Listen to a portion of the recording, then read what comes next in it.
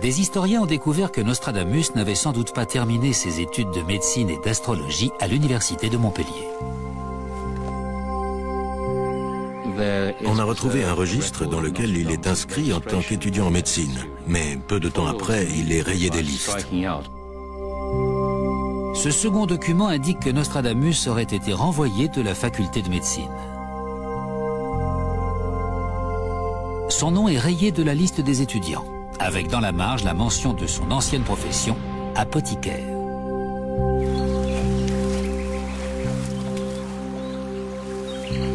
À l'époque, les apothicaires sont considérés comme des charlatans et il leur est interdit de pratiquer la médecine. D'autres éléments indiquent que Nostradamus n'est pas allé au bout de ses études. En 1533, il est enregistré comme médecin à Agen. Donc il ne pouvait pas en même temps étudier à Montpellier.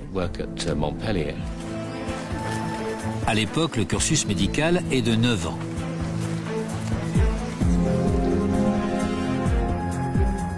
Or, Nostradamus exerce déjà la médecine à Agen, à près de 300 km de Montpellier, 4 ans seulement après avoir commencé ses études.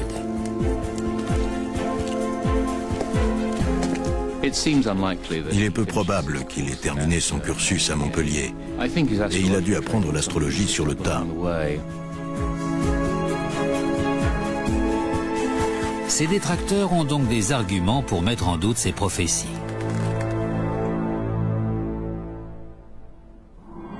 Des experts se sont également penchés sur ses prédictions à la recherche d'erreurs flagrantes. Rares sont les horoscopes de Nostradamus qui sont parvenus jusqu'à nos jours, mais il en est au moins un consigné dans un journal intime qui a survécu et a pu être comparé à la réalité. Il s'agit de l'horoscope du jeune Antoine Suffren.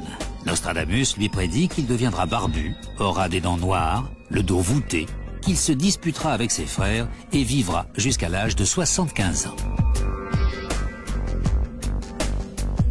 Dans les faits, Antoine Suffren n'aura ni barbe ni dents noires, ni dos voûté, pas plus qu'il ne connaîtra de querelle familiale, et il mourra à 54 ans. Dans ce cas précis, Nostradamus a fait pas mal d'erreurs. Ce qui est intéressant, c'est que dès qu'il se hasarde à faire des prédictions précises, il peut se tromper lourdement. Cependant, pour les spécialistes, cela n'a rien de surprenant. À la Renaissance, l'astrologie est considérée comme la science de la prédiction. Mais c'est aussi une science conjecturale qui, par conséquent, ne saurait être précise. Elle laisse de la place à la liberté personnelle. Et les astrologues sont très doués pour laisser suffisamment de marge de manœuvre pour intégrer la survenue de divers événements.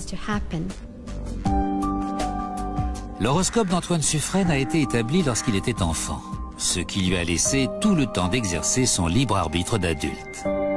C'est ce qui permet d'expliquer et même de justifier les erreurs de prédiction. La seule façon d'évaluer les véritables connaissances astrologiques de Nostradamus est d'examiner les thèmes astraux sur lesquels il a basé ses horoscopes.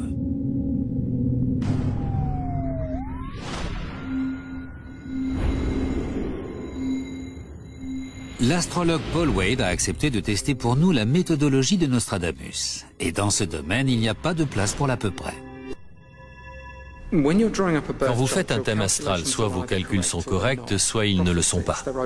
Si les prophéties peuvent donner lieu à un certain nombre d'interprétations et de conjectures, les calculs, eux, sont justes ou faux. Paul Wade a examiné certains des thèmes astraux de Nostradamus. Un thème astral établit la position des planètes de notre système solaire en fonction de l'heure et de l'endroit précis de la naissance d'un individu. C'est une sorte d'instantané du ciel. L'astrologue a établi ses propres thèmes astraux pour les comparer à ceux de Nostradamus. J'ai pris les données concernant la naissance de la personne, comme Nostradamus, et j'ai utilisé grosso modo les mêmes conventions qu'à l'époque pour voir si ces calculs mathématiques étaient corrects. Un thème astral se compose de divers éléments. Le premier, ce sont les 12 constellations associées aux 12 signes astrologiques qui se situent dans une petite zone céleste appelée le zodiaque. À l'intérieur, les planètes, le Soleil et la Lune se déplacent, entrant et sortant de chaque signe. Les astrologues divisent ce cercle zodiacal en 12 sections appelées maisons. Le thème astral va indiquer la position exacte des planètes à l'intérieur des signes et des maisons au moment de la naissance d'un individu. Ces calculs sont à la base de l'horoscope. S'ils sont erronés, l'horoscope et ses interprétations seront donc, eux aussi, incorrects. Paul Wade a examiné les thèmes astraux de Johannes Rosenberger et du prince Rodolphe. Je ne suis d'accord à 100% avec aucun des calculs de Nostradamus, mais en général, il n'y a qu'une différence de quelques degrés. Certaines de ces erreurs sont même insignifiantes si on considère que ces thèmes ont été faits il y a 500 ans. Mais il y a une erreur de taille dans le thème astral du prince Rodolphe. La Lune était placée dans le mauvais signe. Selon les calculs de Paul Wade, la Lune était en Cancer à la naissance du prince Rodolphe. Or, Nostradamus, lui, l'avait placée en Gémeaux. La Lune est l'un des éléments les plus importants. Quelqu'un avec la Lune en Gémeaux a besoin de parler, d'avoir une vie sociale. Alors que quelqu'un avec la Lune en Cancer a besoin d'une maison et d'une famille. C'est une interprétation radicalement différente et une grossière erreur de calcul. Et ce n'est pas tout. Certaines planètes ont été placées dans les mauvaises maisons. En fait, seules 2 des planètes étaient dans les bonnes maisons. Donc c'est un résultat catastrophique. Si vous avez 8 éléments sur 10 dans les mauvaises maisons, ça met vos compétences astrologiques sérieusement en doute. Ce sont précisément ces inexactitudes qui ont fait enrager les contemporains de Nostradamus. Si vous faites des interprétations à partir de faux calculs, elles seront par définition erronées. Si les connaissances astrologiques de Nostradamus laissent beaucoup à désirer, les prédictions qui figurent dans son célèbre recueil Les Prophéties sont donc, elles aussi, plus que sujettes à caution. D'autant que dans la préface, Nostradamus spécifie que ces prophéties sont bien le fruit de l'exégèse astrologique. Peter le Mesurier a examiné en détail chacune des prédictions des prophéties. Et il a mis en évidence des passages plagiés dans des ouvrages plus anciens.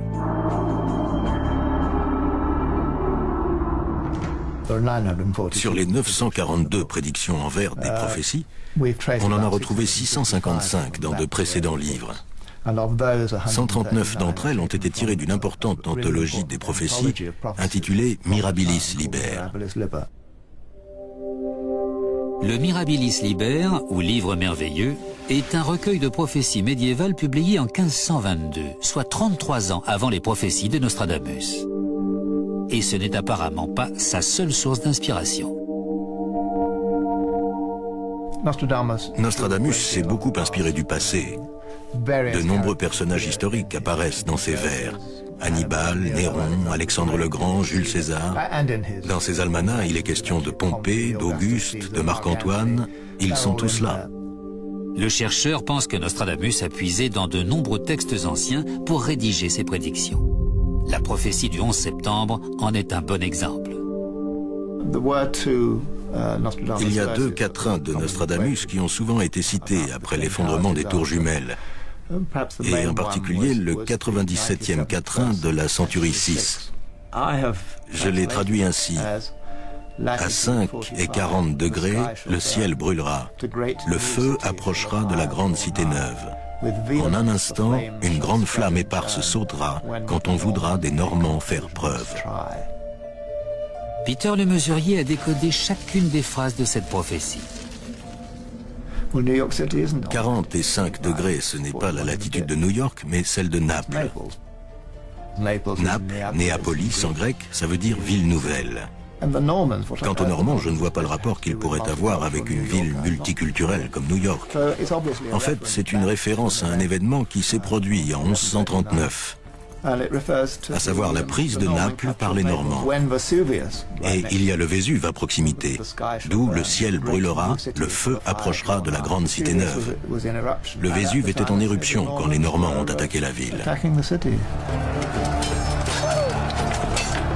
Les prophéties de Nostradamus semblent donc être un mélange d'anciennes prédictions et d'événements historiques passés.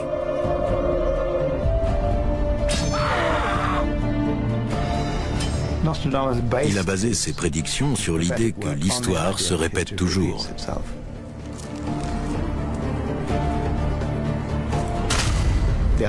Il est parti du principe que ce sont les hommes qui font l'histoire et que les hommes ne changent pas. Donc l'histoire non plus. Et elle va forcément se répéter.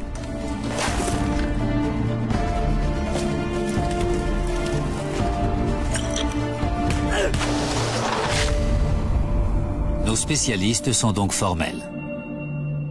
Pour moi, Nostradamus n'était pas en mesure de prédire l'avenir. Il était aussi capable de prédire l'avenir que vous ou moi. Mais ça s'arrête là. Pourtant, l'aura de Nostradamus est telle que depuis plus de 4 siècles, certains ont choisi de ne pas remettre en cause ses écrits et de les interpréter sélectivement afin de les faire correspondre aux événements. Cependant, une chose est sûre. En dépit des croyances populaires, Nostradamus n'a jamais prédit la fin du monde. Et ses prophéties vont même jusqu'au 4e millénaire.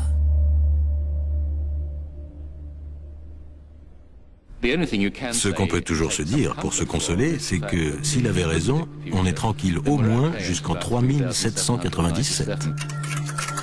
Quoi qu'il en soit, il y a fort à parier que ces prédictions ont encore de beaux jours devant elles et que beaucoup continueront à croire que Nostradamus détient la clé de l'avenir.